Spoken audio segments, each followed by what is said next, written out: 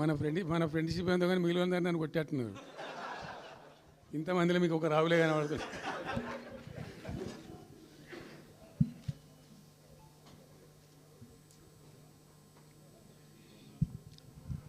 ఈరోజు ప్రధానంగా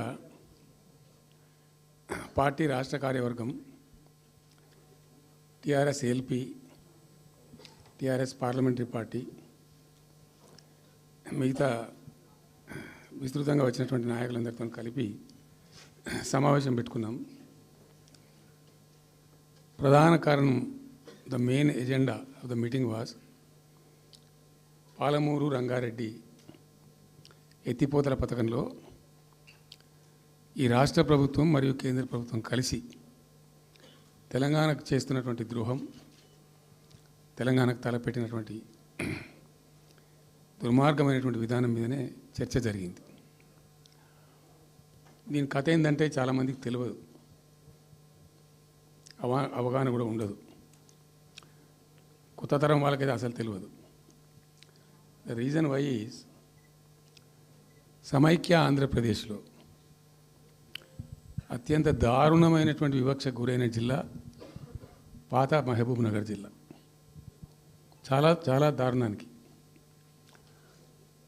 రీజన్ ఏంటంటే వనరులు లేక కాదు, వసతులు లేక కాదు. కృష్ణానది ప్రవేశిస్తదే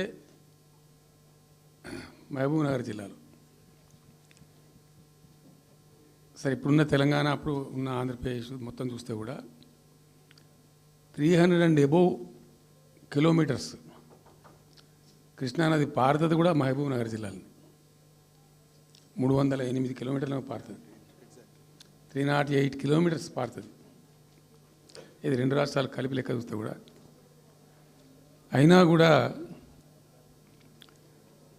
50 ఏళ్ళు అప్పటికి 50 ఏళ్ళు పరిపాలించినటువంటి కాంగ్రెస్ పార్టీ కానీ, ఆ తదనంతరం సుమారు దగ్గర ఒక 20 ఏళ్ళు పరిపాలించిన తెలుగుదేశం పార్టీ కానీ, పాలమూరుకు చాలా దారుణమైనటువంటి తిరిగి కోలుకోలేనటువంటి దెబ్బ కొట్టిన పార్టీలు ఈ రెండు పార్టీల ప్రభుత్వాలు.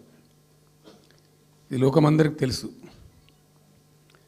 ఆ జిల్లా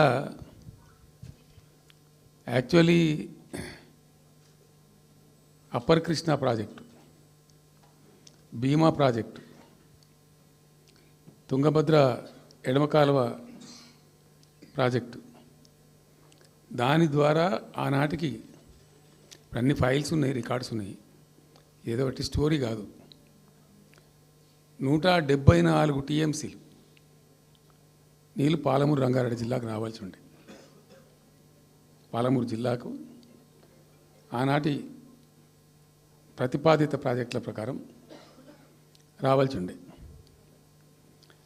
ఆంధ్రప్రదేశే ఏర్పాటే తెలంగాణ పాలిట పెనుశాపం. కొంతమందికి నచ్చదు, కానీ పెనుశాపంగా పరిణమించింది ఆంధ్రప్రదేశ్ రాష్ట్ర ఏర్పాటు. మొత్తం తెలంగాణకు, అందులో మోర్ స్పెసిఫికల్లీ మహబూబ్ నగర్ జిల్లాకు జరిగినటువంటి తీవ్రమైనటువంటి అన్యాయం. ఎస్ఆర్సి యాక్ట్ అంటే స్టేట్ రీఆర్గనైజేషన్ యాక్టు స్పష్టంగా చెప్తుంది, ప్రతిపాదించబడి ఆల్రెడీ శాంక్షన్ అయ్యి జరుగుతుండే ప్రాజెక్టులు, కంటెంప్లేట్ చేసి ఉన్న ప్రాజెక్టులు